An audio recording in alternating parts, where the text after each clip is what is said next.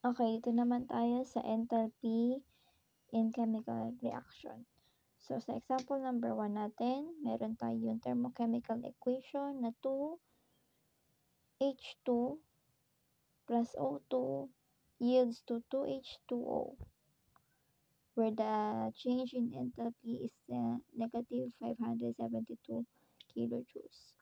So, sa question number 1, what is the enthalpy change when 3 moles of O2 are consumed in the reaction above?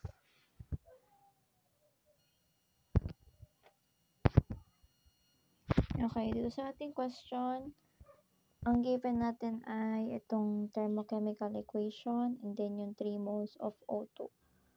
So, ang sabi dyan, ano daw mangyayari sa enthalpy kapag yung ating O2 ay nagkaroon ng 3 dito sa harap. So, bali ang kanyang equation ay magiging 2H2 plus 3O2 yields to 2H2O. Ano ang kanyang enthalpy kapag ganito ang equation? So, dahil nagkaroon tayo ng 3 dito, hindi na balance yung equation natin. So, ang gagawin natin, mag-balance muna tayo ng ating equation. So, HO, 2 times 2, 4, 3 times 2, 6, 2 times 2, 4, 2 times 1 is 2. Hindi balance ang ating oxygen, gawin nating 6 ito. 6 times 1 is 6. 6 times 2 is 12. Dahil naging 12 ang ating hydrogen, kailangan natin gawin din tong 12. So, gawin natin tong 6. Para 6 times 2 is 12. Yan. So, ang balance equation natin dito ay 6H2 plus 3O2 yields to 6H2O. Ito ang yung balance equation. Ano ngayon ang kanyang enthalpy? So, dahil ito ang ating given, yung 3 moles of O2, dahil naka-moles na siya, hindi na natin siya pwedeng, o hindi na natin siya kailangan i-convert into mole. So, magdidiretso na tayo sa solving. 3 moles of O2, multiply natin sa enthalpy, negative 572 kilojoules, over ilan ang coefficient ng O2 doon sa pinakaunang equation, sa original equation. Coefficient. So, 1 lang. Bali, 1 mole of O2. Kapag mayroon nakalagay dito na number sa original equation, yun ang ilalagay nyo dito. Kunyari, sa original equation, meron naman talagang 2 dyan. Eh, dito yung mole niya. Ganun lang yun. So, 3 times negative 572 divided by 1. Answer ay negative 1,716 kilojoules. Bakit kilojoules? Kasi makakancel na natin tong moles O2. May iwan na lang yung kilojoules. Ito na yung ating enthalpy dito sa ating balance equation. Negative 1,716 kilojoules.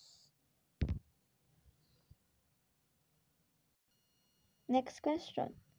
What is the enthalpy change when 9 grams of water are produced in the reaction above? So, yung thermochemical reaction is same pa rin sa first example natin. Okay, so sa pangalawang question, ang given naman is grams na. 9 grams of water. Pero yung ating thermochemical equation is same pa rin dun sa nauna. which is yung 2H2 plus O2 yields to 2H2O na may enthalpy na negative 572 kilojoules.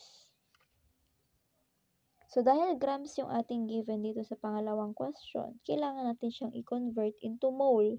Kaninang yung question natin is hindi na natin kailangan i-convert since ang given naman is naka-mole na. So, dito dahil grams siya, kailangan natin siya i-convert into mole. So, paano natin siya i-convert? Sulat muna natin yung given, 9 grams of water. And kapag sinabi nating water, ang kanyang equation ay H2O.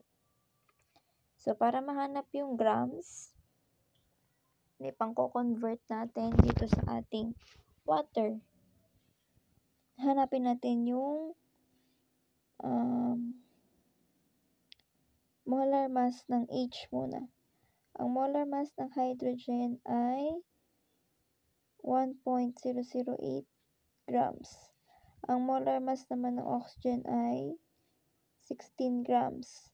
So, ilan ang subscript ng H? 2, di ba? So, times natin to sa 2. Ang subscript naman ng O ay 1. So, 2 times 1.008 nagiging 2.016 grams. 16 times 1 is 16. 16 plus 2.0.16 is 18.016 grams. Ito yung gagamitin natin para i-convert itong grams na to into moles. Multiply natin sa 1 mole of H2O over, gamitin natin to, 18.016 grams H2O or water. Cancel na natin to kasi same lang naman siya.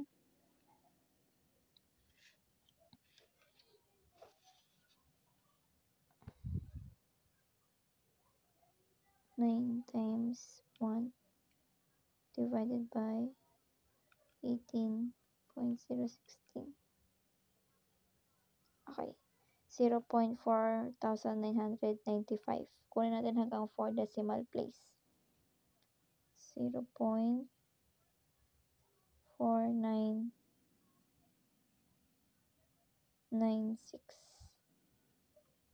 Kasi ni-round off na natin yung itong 5 na to. Mole H2O. Bakit ito ang unit? Kasi ito lang naman ang natira. Cancel na natin to. So, yung ating mole na yan, i-multiply na natin sa negative 572 kilojoules over ilan ang subscript o ilan pala ang coefficient ng H2O. So, makikita nyo sa ating equation, ito yung H2O. So, ang kanyang coefficient ay 2. So, 2 moles H2O. 0.4996 times negative 572 divided by 2. Okay, so ito yung ating enthalpy change. Negative 142 point hanggang 2 decimal place lang.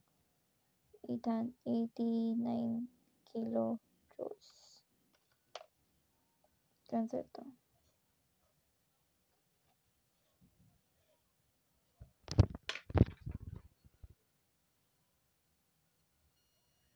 Last, how much heat will be released when 6.44 grams of sulfur reacts with excess O2 according to the following equation? 2S plus 3O2 yields to 2SO3, wherein change in enthalpy is equal to negative 791.4 kilojoules. Okay, naisulat ko na yung ating given na 6.44 grams sulfur And then yung ating thermochemical equation na 2S plus 3O2 yields to 2SO3, where change in enthalpy is negative 791.4 kilojoules. So, dahil ito ay naka-grams, kailangan mo natin siyang i-convert into moles. So, 6.44 grams sulfur times 1 mole. Ano ba ang element natin? Sulfur. Okay. So, ang sulfur ay mayroong ilang molar mass. Okay. Ang sulfur kasi ay may 32.07 na molar mass. So, dahil isa lang naman ang coefficient ay subscript ng ating sulfur dito, multiply natin yan sa 1. Kapag multiply sa 1, same pa rin, 32.07 grams of sulfur. Okay, so solve na natin using our calculator. 6.44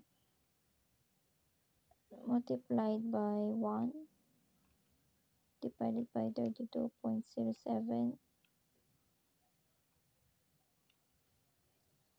Ang ating conversion ay magiging 0.2008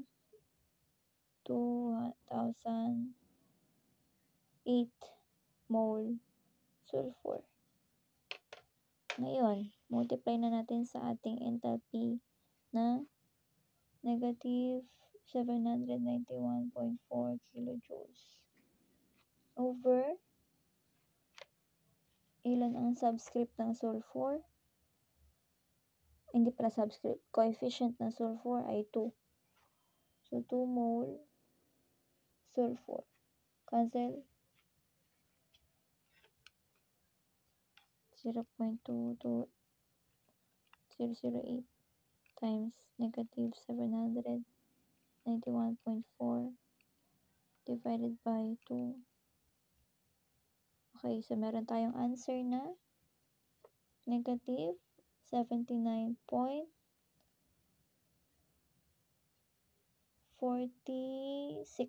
kasi na-round off na natin. Ang ating unit ay kJ.